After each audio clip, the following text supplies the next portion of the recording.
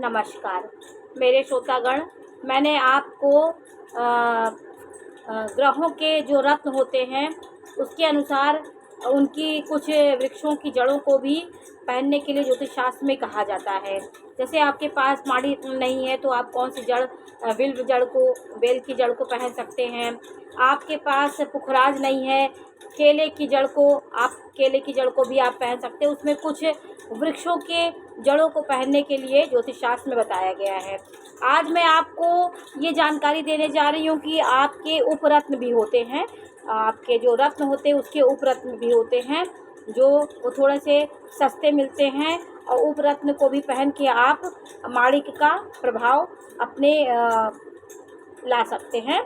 तो आपके पास पैसे का अभाव है या फिर किसी कारणवश आप नहीं खरीद पा रहे हैं तो आप उसके उपरत्न को भी पहन करके और प्रभाव उसका प्राप्त कर सकते हैं। माणिक सूर्य का रत्न होता है। आपकी कुंडली में प्रथम भाव, पंचम भाव, नवम भाव में यदि 5 राशि आती है तो आप माणिक आपको पहनना चाहिए। आपके प्रथम भाव के स्वामी लग्न के, पंचम के और नवम के जो स्वामी होते हैं उनके रत्न को धारण करने के लिए ज्योतिष शास्त्र बोलते हैं। ये आपके योग कारक ग्रह होते हैं। उनके रत्नों को आप पढ़ेंगे तो आपका धर्म कर्म, आपका स्वास्थ्य अच्छा होगा, आपकी विद्या बुद्धि बढ़ेगी। आपको 6वें भाव के रत्न को नहीं पहनना चाहिए। मार्केश जो मारक भाव, द्वितीय भाव और सप्तम भाव के जो ग्रह हैं उनके रत्न आपको नहीं धारण करना चाहिए। 6, 8, 12 के जो स्वामी हैं उनके रत्न को नहीं धारण करना चाहिए। तो ज्योतिष शास्त्र आपको सही विश्लेषण करके सही रत्न को धारण करने के लिए आपको बताते हैं। तो प्रथम भाव, पंचम भाव और नवम भाव के रत्न को आप धारण करना चाहिए। आप योग्य हैं, आपके पास आप सब कुछ आपके पास है तो आप रत्न को खरीद सकते हैं। और रत्न कहीं से टूटा नहीं होना चाहिए, चिटका नहीं होना चाहिए। अच्छा रत्न, आपको अच्छा रत्न खरीद के पहनना चाहिए। यदि आपके पास सक्षम है तो आप रत्न खरीदिए। आप सक्षम नहीं है, आपके पास पैसे नहीं है तो आप उपरत्न भी पहन करके प्रभाव प्राप्त कर सकते हैं। आपके पास माणिक पहनने के लिए आपको ज्योतिष लोग बोल दिए कि आपको माणिक पहनना है। आपका सिंह राशि है या 1, 5, 9 में आपकी 5 राशि आ रही तो आप माणिक पहनिए। तो आपको माणिक आपके पास नहीं है तो सूर्यकांत एक उसका लाल पत्थर होता है, माणिक के ही तरह होता है, लाल पत्थर उसको बोलते हैं, सूर्यकांत बोलते हैं उसको। आप उसको ले लेंगे, पूछेंगे तो उपरत्न भी वो रखे रहते हैं।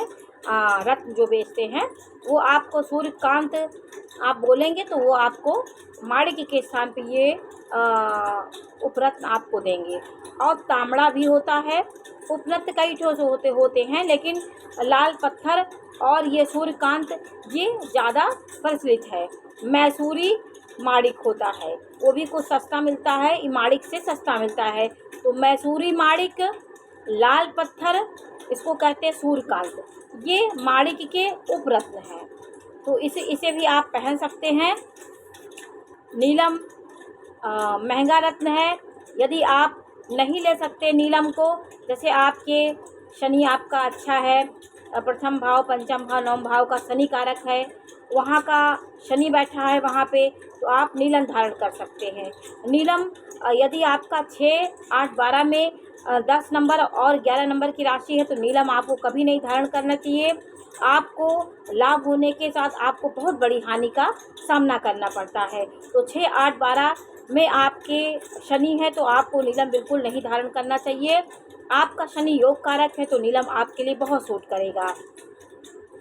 तो नीलम नहीं है आपके पास, नहीं धारण कर पा रहे हैं, आपके पास पैसे का अभाव है तो आपको नीलम की जगह एक नीली होता है, उसको आप शनिवार को मध्यमा उंगली, ये तर्जनी के बगल वाली सबसे बड़ी उंगली होती है, तो मध्यमा उंगली में आप नीलम धारण कर सकते हैं। और जो माणिक मैंने आपको बताया था, माणिक का ये सूर्य उंगली होती है, इसको तर्जनी बोलते हैं, रिंग फिंगर बोलते हैं, उसमें माणिक का धारण करना चाहिए। माणिक उपरत्न इसी में धारण करना चाहिए। तो ये रत्नों के धारण करने के अलग अलग अंगुलियों का भी सूर्य से ग्रहों से प्रभाव होता है। आपको माणिक आप तर्जनी में इसमें अनामिका में धारण करेंगे, नीलम आप मध्यमा में धारण करेंगे, पुखराज आपको ये बृहस्पति की उंगली में धारण करना है और पन्ना आपको छोटी उंगली में धारण करना है। तो राशियों के अनुसार, आपके ग्रह के अनुसार आपकी उंगलियों का भी चयन ज्योतिष शास्त्र में किया गया है कि कौन उंगली किस ग्रह से प्रभावित है। आपको पुखराज नीलम, मैंने आपको बताया कि नीलम नहीं है तो उसके उपरत्न भी आप पहन सकते हैं। नीली होता है, आप बोलेंगे तो नीली आपको मिल जाएगा।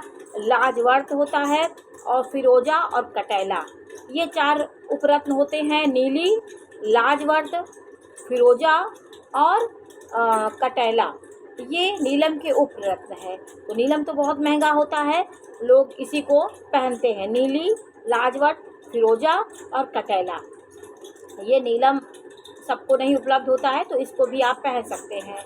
पुखराज यदि आप नहीं खरीद पा रहे हैं, महंगा मिलता है, 6-7 हज़ार का मिलता है, पैसे का अभाव है, तो आप सुनैला भी धारण कर सकते हैं। सोने की अंगूठी में, तर्जनी उंगली में सुनैला धारण कर सकते हैं। ये बृहस्पति की उंगली है, इसमें आप सुनैला, धुनैला और नरम पुखराज, टाटरी भी होता है, ये पुखराज के उपरत्न है। सुनैला, धुनैला और नरम पुखराज और टाटरी, ये उपरत्न है। तो सुनैला लोग ज़्यादातर सुनैला ही पहनते हैं, तो आप सुनैला पहन सकते हैं। आपके पास पुखराज नहीं है, पैसे का अभाव है, सोने में नहीं बनवा पा रहे हैं, तो आप सुनैला बनवा सकते हैं, पहन सकते हैं। पन्ना रत्न आपका बृहस्पति की राशि 1, 5 और 9 में बृहस्पति की राशि हो, तभी आप पुखराज और सुनैला ये सब उपरत्न भी पहन सकते हैं। आपके 6, 8, 12 में यदि 9 नंबर की राशि, 12 नंबर की राशि है, तो आपको पुखराज नहीं पहनना चाहिए। हीरा आपके पास नहीं है तो हीरा के कई ऐसे उपरत्न आते हैं, सस्ते हीरे भी आते हैं, उसको भी आप पहन सकते हैं। आपके पास हीरा नहीं है तो जिरकान एक उपरत्न होता है, हीरा का उपरत्न जिरकान आप पहन सकते हैं। जिरकान होता है, उसको पहन सकते हैं। फ्लोराइट भी एक उपरत्न होता है, उसको आप पहन सकते हैं। ज़्यादातर जिरकान को लोग पहनते हैं। यदि आपके पास हीरा नहीं तो जिरकान आप पहन सकते हैं। आपको जहाँ रत्न आप लेते हैं उसका उपरत्न भी वो लोग बेचते हैं, तो आपको वो मिल जाएगा। मूंगा रत्न आपके पास नहीं है, जैसे आपके 1, 5, 9 भाव में 1 नंबर की राशि वृश्चिक राशि आती है, 8 नंबर की राशि आती है, तो आप मूंगा धारण कर सकते हैं। मूंगा धारण कर सकते हैं तो आपका साहस, ऊर्जा, पराक्रम आप में बढ़ेगी, तो ये आपके योग कारक हो जाते हैं ग्रह। यदि 1, 5, 9 के स्वामी होते हैं तो उन्हीं की अंगूठी पहनने के लिए आपको ज्योतिष शास्त्र बताता है। मूंगा यदि आपके पास नहीं है, मूंगा आप नहीं खरीद पा रहे हैं, तो प्रवाल मूल की प्रवाल मूल एक उपरत्न होता है, और रताश्म, प्रवाल मूल और रताश्म ये उपरत्न होते हैं मूंगा के। तो आप इसको बोलेंगे तो आपको मिल जाएगा। प्रवाल मूल और रताश्म ये आपको रत्नों की दुकान पे मिल जाएगा। गोमेद नहीं है आपके पास, गोमेद आप नहीं खरीद पा रहे, गोमेद का अभाव है, तो तुरसावा आप खरीद सकते हैं। तुरसावा गोमेद का उपरत्न होता है, तुरसावा, इसको आप पहन सकते हैं। लहसुनिया का उपरत्न क्या है?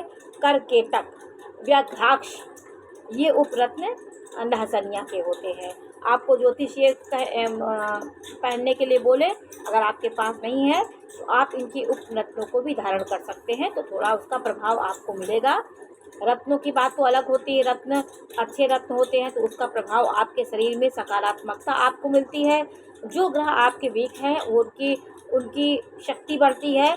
मंगल आपका खराब है, मंगल आपका, आप आलस कर रहे हैं, आपको ऊर्जा, पराक्रम, साहस, आप आलस, आपके अंदर ऊर्जा, साहस नहीं है, तो मूंगा जब आप धारण करते हैं तो आपको मूंगा की पावर आपको मिलती है, आप में शक्ति का संचार होता है और ऊर्जा आप में आती है। तो ये रत्नों के उपरत्न हुए, जो रत्न होते हैं नीलम, पुखराज, माणिक, हीरा, मोती, मूंगा, गोमेद, जितने भी रत्न हैं उसके उपरत्न के बारे में मैंने आपको जानकारी दी। मैंने इसके पहले जो एपिसोड बना था उसमें मैंने आपको जड़ों के बारे में बताया था कि जड़ को भी आप पहन सकते हैं। तो ये ज्योतिष शास्त्र में सही अध्ययन और सही ज्योतिष के पास जाकर ही आप अपने रत्नों का चयन कर सकते हैं। और अपने मन से कोई रत्न आपको नहीं पहनना है, पहनेंगे तो उसका लाभ आपको नहीं होगा और विपरीत प्रभाव आपको पड़ेगा। तो आज मैंने आपको इसकी जानकारी दी। ये जानकारी आपको कैसी लगी हमें अवश्य बताइए। चैनल को लाइक करिए, सब्सक्राइब करिए। मैं बहुत जानकारी आपके साथ साझा करूंगी। आप ज्योतिष से जो अभिज्ञ हैं, ज्योतिष की मैं बहुत चीज़ें आपको बताऊंगी। आपके आसपास के वातावरण में कैसे ग्रहों का प्रभाव है, कैसे आपके रिश्तों में ग्रहों का प्रभाव है, कैसे आपके खाद्य पदार्थ में ग्रहों का प्रभाव है, क्यों ज्योतिष शास्त्र में महीनों के अनुसार आपको वो खाद्य पदार्थ खाने के लिए कहा जाता है। जैसे सावन में साग खाने के लिए मना किया गया है, सावन साग न भादो दही जो कहा जाता है, इसके पीछे वैज्ञानिक कारण होता है। जो आपका सावन होता है, सावन में नाना प्रकार की कीटाणु उत्पन्न हो जाते हैं जो पत्तों में छिप के बैठे रहते हैं, इसलिए पत्तेदार सब्जियों को सावन में खाने के लिए मना किया गया है। भादों में दही खाने के लिए मना किया गया है, क्योंकि भादों में विषाक्त कुछ कीटाणु उसमें ऐसे उत्पन्न होते हैं जो जिनको खाने से हमारी पाचन शक्ति खराब होती है, हमारा स्वास्थ्य बिगड़ता है। बहुत चीज़ें ऐसे करेला में कार्तिक में आपको करेला खाने के लिए मना किया जाता है कि आपके स्वास्थ्य के अनुसार सब चीज़ों का चयन किया गया है। ये हमारे ऋषि मुनियों की ये बनाई ज्ञान है, जिसका हम पालन करके अपने शरीर को स्वस्थ रख सकते हैं और जीवन को स्वस्थ और सुखी बना सकते हैं। तो हमारे ऋषि मुनियों की बनाई परंपराओं को हम यदि पालन करेंगे तो हमारे जीवन में सकारात्मकता आएगी और जीवन को हम अच्छी दिशा में ले जाएंगे। तो मैंने आज आपको इसकी जानकारी कैसी लगी हमें अवश्य बताइए। चैनल को लाइक करिए, सब्सक्राइब करिए। इसी प्रकार की जानकारी देती रहूँगी। नमस्कार।